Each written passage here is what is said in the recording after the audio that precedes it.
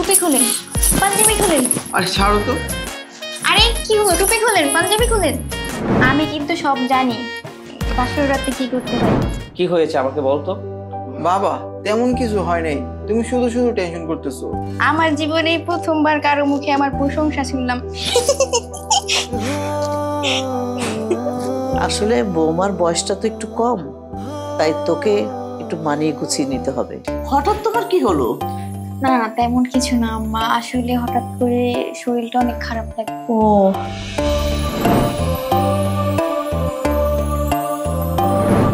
একটা খুশির খবর আছে, আমাদের ঘর আলো করে নতুন মেহমান আসতে চলছে।